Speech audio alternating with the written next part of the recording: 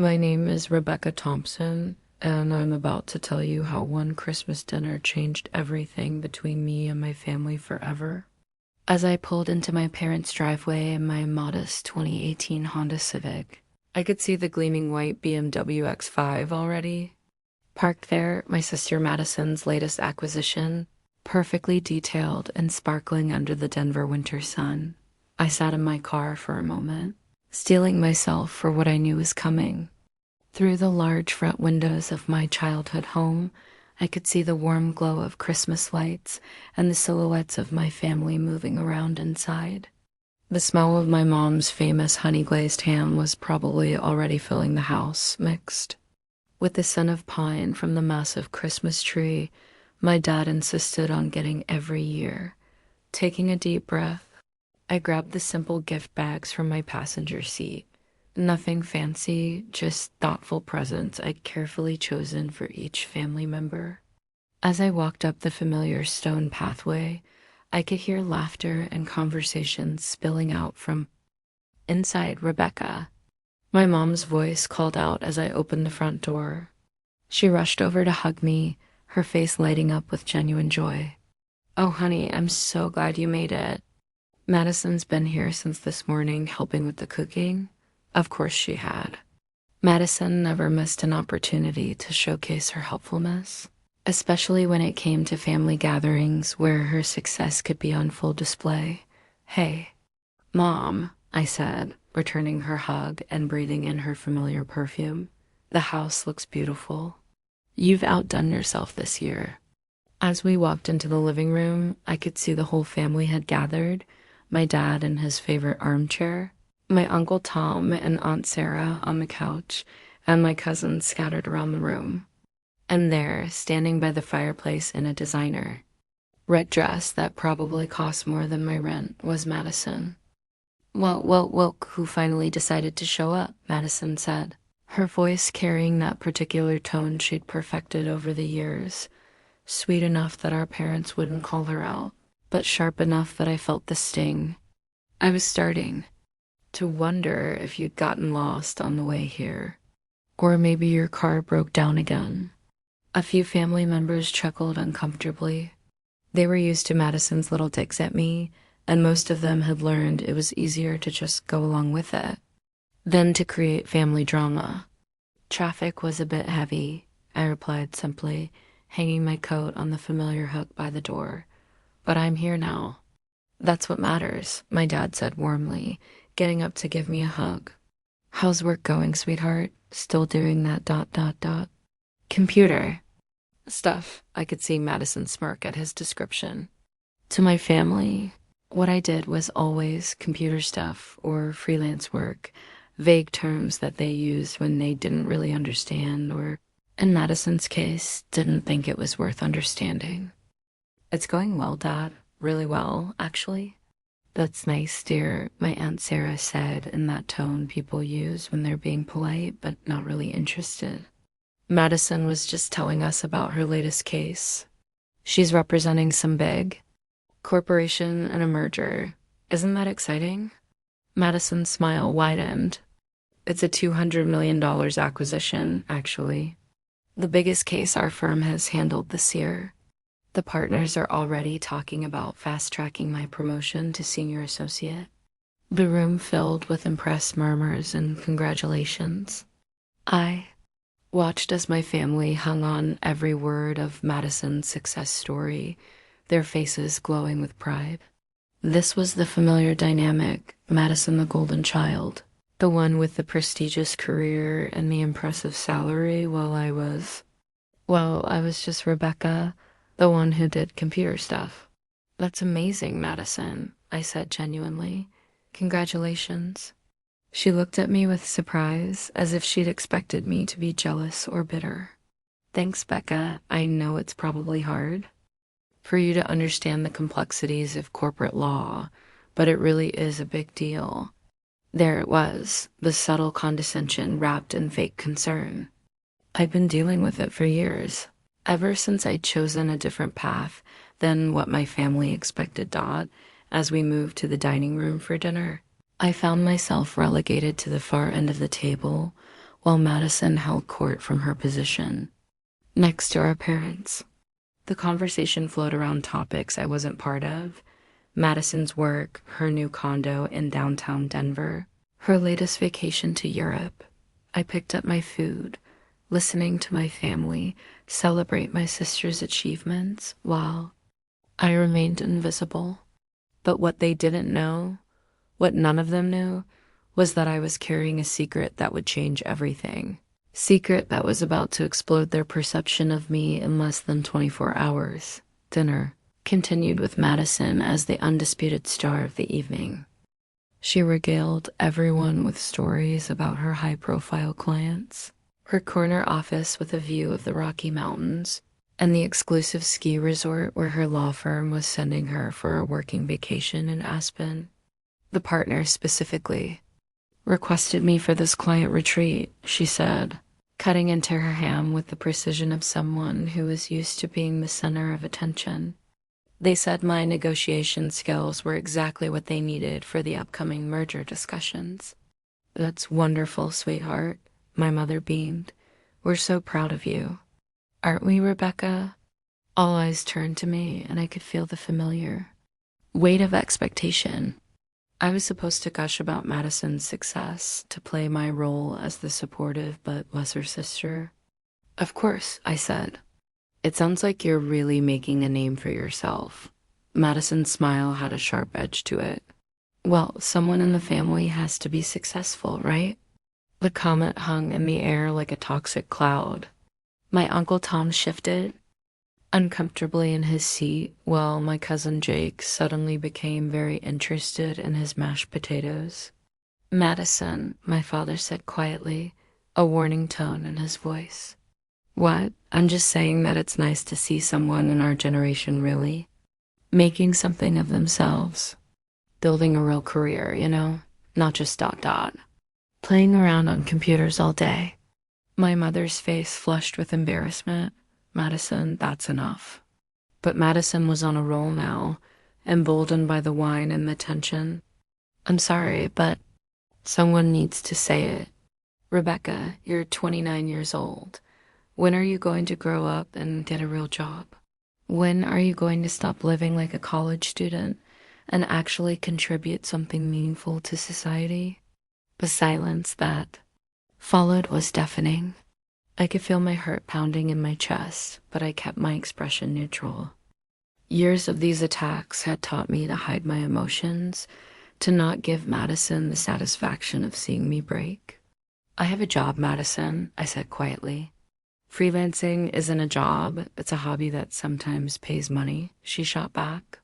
Look at yourself, Rebecca. You drive a car that's falling apart. You live in some tiny apartment in a questionable neighborhood. You dress like you shop at thrift stores. Meanwhile, I'm building something real. I'm making a difference. My cousin Sarah tried to change the subject. So, Rebecca, are you seeing anyone special? But Madison wasn't done. Oh, that's another thing. When was the last time you brought someone home for the holidays? I mean, what kind of successful, stable man is going to want to date someone who can't even support herself properly? Madison?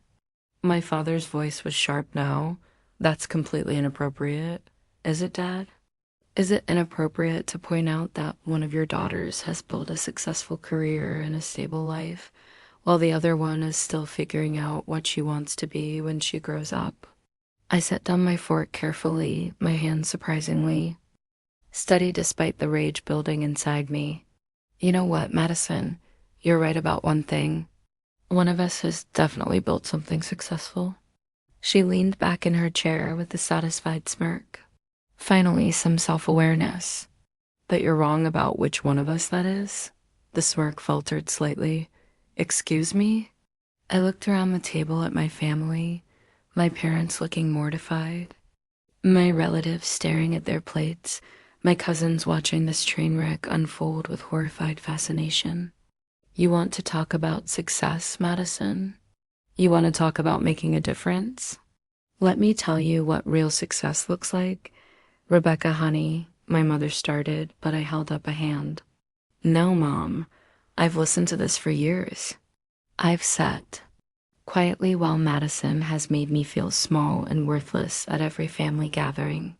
I've let her define what success means for our family, but I'm done. Madison's face was flushed now, whether from anger or embarrassment, I couldn't tell. Oh, this should be good. Please enlighten us about your great success, Rebecca. Tell us about your amazing freelance career. You really want to know what I do for a living, Madison? I'm dying to hear it. I pulled out my phone, my fingers, moving to the email app. There, sitting at the top of my inbox, was the message I'd been waiting for all week.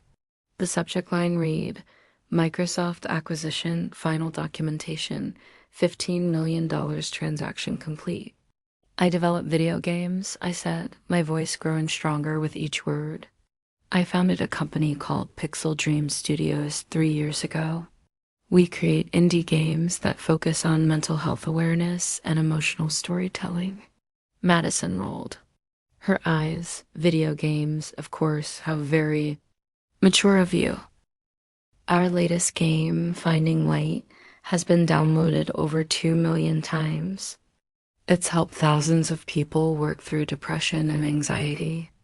We've received letters from therapists saying our game has been more effective than traditional therapy for some of their patients.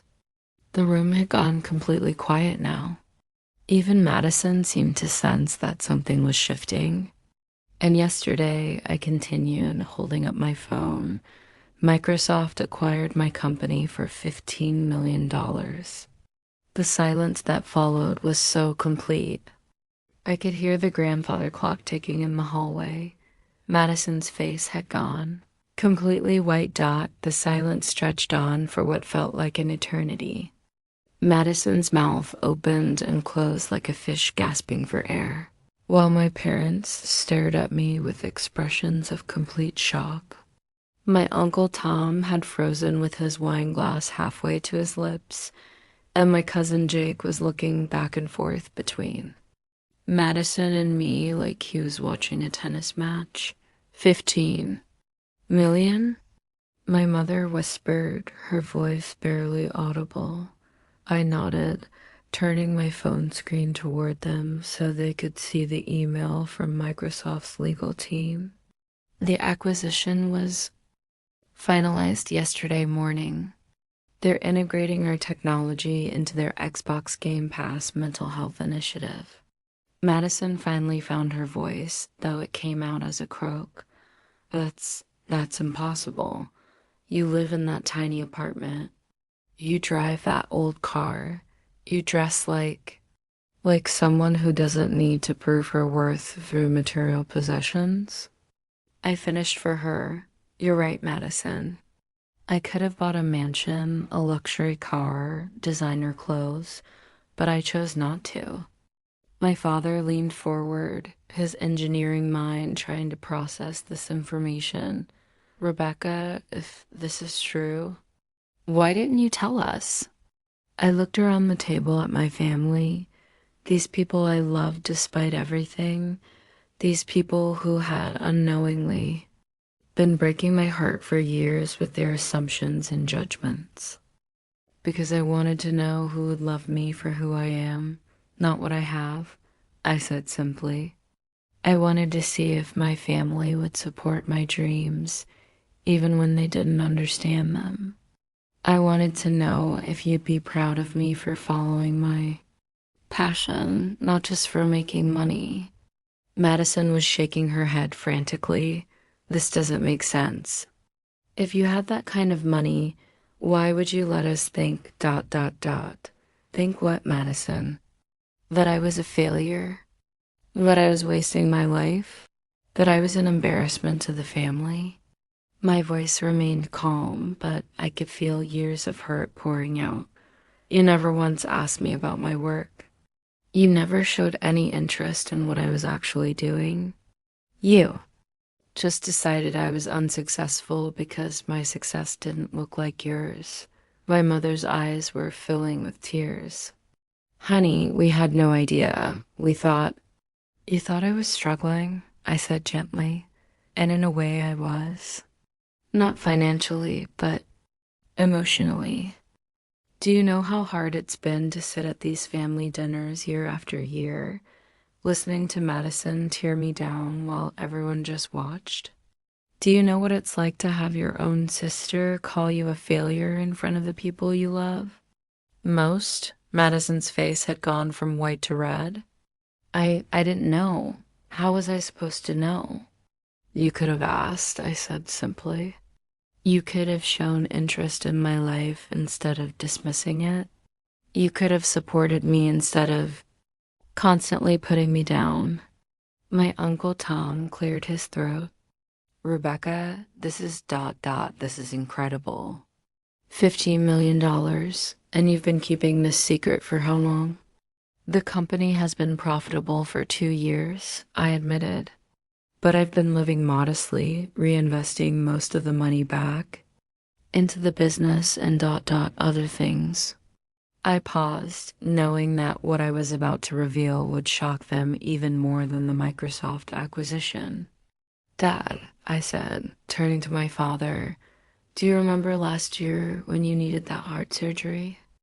When the insurance company was giving you trouble and you were worried about the costs? His face grew serious. Of course. It was a nightmare dealing with all the paperwork and the bills. Do you remember how suddenly everything got resolved? How the hospital called and said an anonymous donor had covered the entire cost of your surgery and recovery? My parents exchanged glances, and I could see understanding dawning in their eyes. That was you, my mother breathed. $50,000, I confirmed. I couldn't stand watching you stress about money when you should have been focusing on getting better. My father's eyes filled with tears. Rebecca ... Why didn't you tell us? Because I didn't want you to feel obligated to me. I didn't want you to treat me differently because of money. I wanted to help because I love you, not because I wanted recognition. Madison was staring at me like she was seeing me for the first time. You ... You paid for Dad's surgery? And there's more. I continued. Jake, remember when you were struggling to pay for your last semester at CU? When you were about to drop out because you couldn't afford tuition? My cousin Jake's eyes widened. The scholarship, the one that came out of nowhere? I created a small foundation. You weren't the only one I helped. I've been quietly funding scholarships for kids who want to study game design and programming but can't afford it. The room was completely silent now, except for the sound of my mother crying softly. Madison looked like she'd been hit by a truck. I don't understand, Madison said, her voice small and confused. If you had all this money, all this success, why did you let me? Why didn't you stop me from ... From humiliating me? From calling me a failure? From making me feel worthless at every family gathering? I met her eyes directly, because I hoped that eventually my own sister would love and support me without needing a reason. I hoped that family meant more than bank accounts and job titles. Madison's face crumpled, and for the first time in years, she looked vulnerable. Instead of superior, Rebecca, I'm so sorry. I had no idea. I thought I was motivating you to do better. By tearing me down. By making me feel like I wasn't good enough. I was wrong, she whispered. I was so wrong. My father stood up suddenly and walked around the table to where I was sitting. Without saying a word, he pulled me into the tightest hug he'd given me since I was a little girl.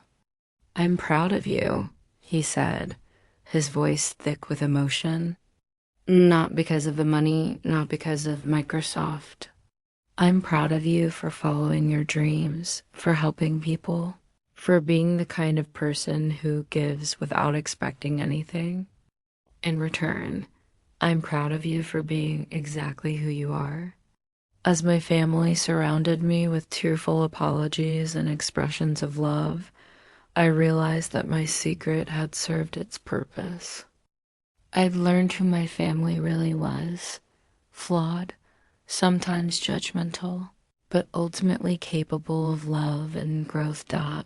And tomorrow, when the Microsoft lawyer arrived with the final paperwork, they'd see the proof of everything I'd told them. But tonight, for the first time in years, I felt like I truly belonged at this table.